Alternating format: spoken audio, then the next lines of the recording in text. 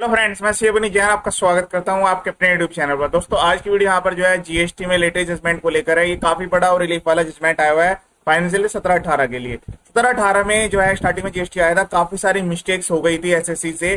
तो यहाँ पर ऑनरेबल कोर्ट ने एसएससी की जेन्युइन हार्डशिप को समझते हुए ऑर्डर पास किया है। इस वीडियो को आपको शेयर भी करना है। इसमें आपको काफी यूनिक पॉइंट्स मिलने वाले हैं, आप उनको नोट डाउन कर लीजिएगा। जब भी आप अपने नोट्स के रिप्लाई करेंगे या फिर अगर आप अपील में जा रहे होंगे तो आपको इससे काफी हेल्प मिलेगी। ठीक है, वीडियो को पूरा एंड तक जरूर देखिएगा।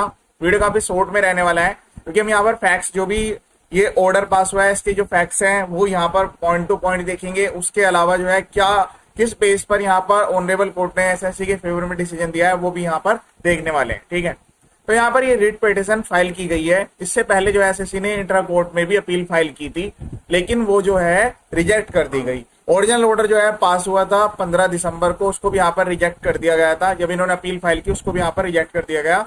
इसको यहाँ पर ये कहा गया है कि आपके पास जो है अपील करने की रेमेडी अवेलेबल है, इसलिए आप रिट पिटीशन फाइल नहीं कर सकते। उसके बाद यहाँ पर जो है इन्होंने ऑनरेबल हाई कोर्ट में रिट पिटीशन डाली है। रिट पिटीशन जो है ऑनरेबल कोर्ट ने एक्सेप्ट कर ली। ठीक है, और फिर इसके बाद यहाँ पर डिसीजन आया। अब यहाँ पर ध्यान से समझिएगा क्या केस था।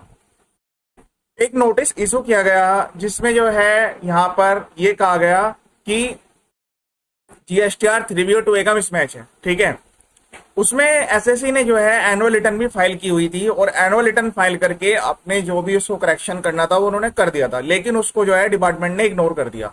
तो देखिए, जीएसटीआर 1 और 3B के जो नोटिस इशू किए जा रहे हैं और जीएसटीआर 9 को लाने का क्या बेनिफिट रहा। जीएसटीआर 9 एक एनुअल रिटर्न थी जिसमें एसएससी अपने जो भी के मिस्टेक्स थे उनको करेक्ट करते थे। तो जब ऑर्डर पास किए जा रहे हैं या कोई भी नोटिस इशू किए जा रहे हैं तो उससे पहले ये क्यों नहीं देखा जा रहा कि एसएससी ने जीएसटीआर 9 फाइल की है नहीं फाइल की। अगर किसी पर्सन ने अपना टैक्स प्रॉपर्ली 9 के थ्रू जो है रिपोर्ट कर दिया है, मतलब DRG 03 में रिपोर्ट कर दिया, तो उसको तो एटलीस्ट कंसिडर करना जरूरी है। अदरवाइज तो जीएसटीआर 9 का कोई बेनिफिट ही नहीं रहा।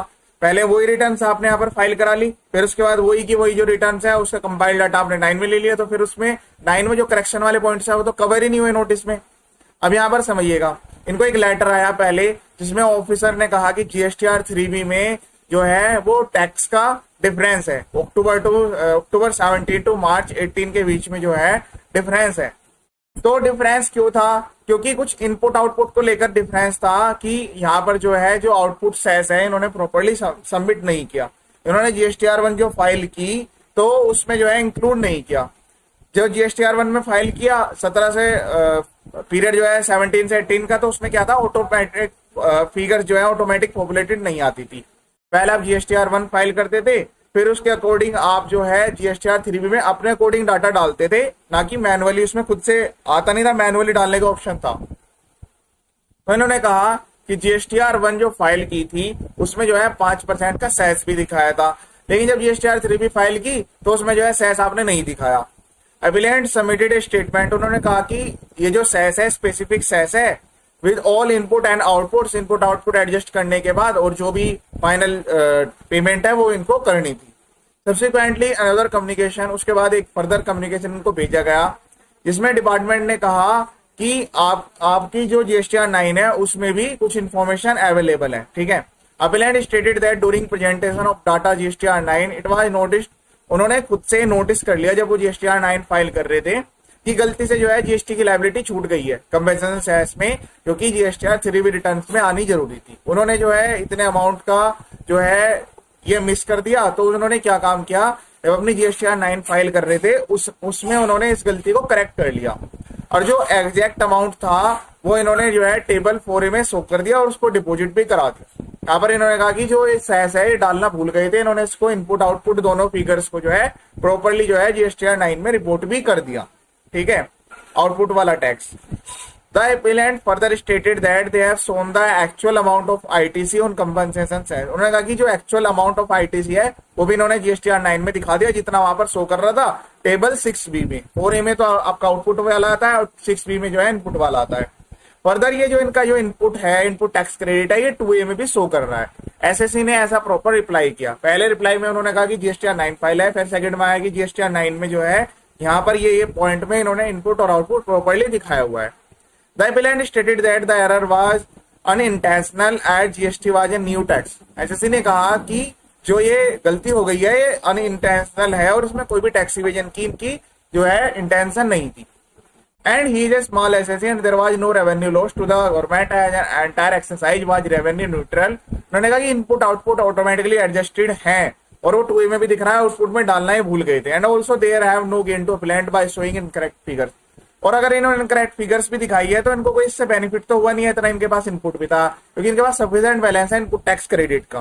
Therefore it was submitted that error was not an unintentional, it was without any ulterior motive and means या और इंटेंट टू इवेड टैक्स। उन्होंने कहा कि उनका कोई भी इंटेंशन नहीं थी टैक्स इवेजन की। Therefore the authority was request to take into consideration, इसलिए इन्होंने जो है अथॉरिटी से रिक्वेस्ट की थी उनको कंसीडर कर ले इस चीज को। However in the pre show cause notice intimation जो कि इनको पहले भेजी गई थी, authority was not inclined to do so and request to by the appellant on ground of GSTR 3B was not rectified within the time permitted. उन्होंने क्या किया कि नहीं ये नहीं हो सकता है क्योंकि GSTR 3B जो है अब रेक्टिफाई नहीं हो सकते और आपने टाइम पीरियड के अंदर उसको रेक्टिफाई नहीं किया। तो बताइए फिर GSTR 9 का यहाँ पर क्या बेनिफिट रहा। Once again the appellant submitted representation but however the educating authority in order जो इन्होंने ऑर्डर पास कर दिया उसमें उन्होंने उनकी बात को एक्सेप्ट नहीं किया। तो देखिए यहाँ पर ये काफी सारे हो रहे हैं, ये प्रॉब्लम्स आ रही हैं जहां पर SSC को नोटिस भेजे जा रहे हैं, SSC नोटिस का रिप्लाई कर रहे हैं लेकिन फिर भी जो है उसको प्रॉपर्ली जो उनके रिप्लाई को है कंसिडर ना करते हुए SSC अपनी बात को रखते हुए ऑर्डर पास कर रहे हैं। तो ये गलत है, इसके लिए भी कोई ना कोई यहाँ पर रूल रेगुलेशन होना जरूरी है कि जो भी प्रॉपर ऑफिसर ऐसा कर रहे हैं उनके रिगार्डिंग जो है कोई भी GST में लो ऐसा होना जरूरी है ताकि ऐसी गलतियां ना हो। In our considered view two aspects have appeal to us to send back to matter to the educating authority.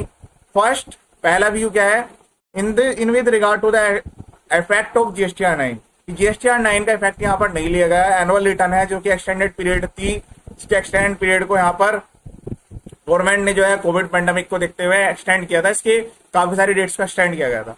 Therefore in GSTR 9 अगर GSTR 9 अगर फाइल है, therefore if the GSTR 9 filed which was filed within the time, क्योंकि time के अंदर file की गई है, is not considered the SSC rights would be greatly prejudicial. तो यहाँ पर आप नोट कर लीजिए, जब भी आपको लगे कि आपकी कोई रिटर्न है उसमें मिस्टेक हो गई है तो आप उसकी एनुअल रिटर्न जरूर फाइल करें। हालांकि 2 करोड़ की टर्नओवर तक की लिमिट है लेकिन उससे कम पे भी आप फाइल कर सकते हैं। तो जो SSC हैं वो अगर 9 को फाइल कर देंगे तो फिर फाइनल उनको जब कोई भी अगर नोटिस आता है तो अपने 9 को सबमिट करके उस नोटिस को नल एंड वॉइड करा सकते हैं। द सेकंड एस्पेक्ट क्या है, which has persuaded us to the contention of SSC that the entire matter is revenue neutral। Second contention ये थी कि रेवेन्यू को कोई भी लॉस नहीं हुआ है क्योंकि इनके पास इनपुट ज्यादा है आउटपुट से। तो ये तो GSTR 2A वाले पॉइंट में भी यहाँ पर ये वाला जजमेंट जो है काफी रिलीफ देने वाला है। आने वाले सालों में आप ये वाले जजमेंट को कोट करेंगे जहां पर ये माना गया है कि रेवेन्यू न्यूट्रल है, अगर आपका इनपुट टैक्स क्रेडिट ज्यादा है और आउटपुट कम है तो उस केस में जो है डिपार्टमेंट को कोई लॉस नहीं है और यहाँ पर रेवेन्यू को कोई लॉस ना होने की वजह से आपके फेवर में रिजल्ट आ सकते हैं।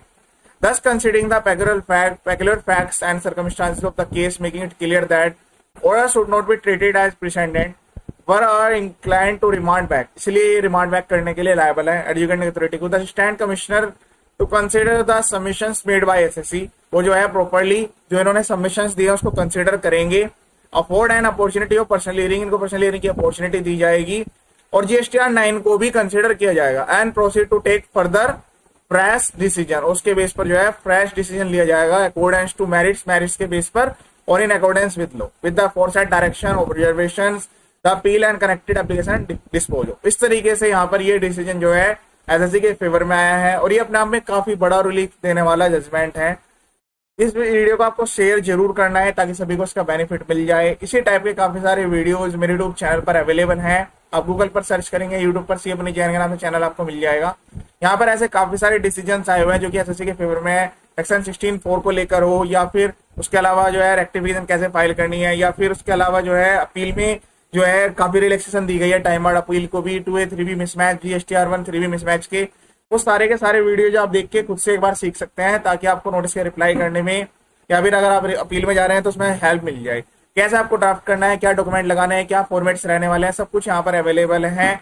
वीडियो के डिस्क्रिप्शन में लिंक दिए गए हैं, आप अपने अकॉर्डिंग डायरेक्ट डाउनलोड करके मॉडिफाई भी कर सकते हैं। ये वीडियो देखने के लिए थैंक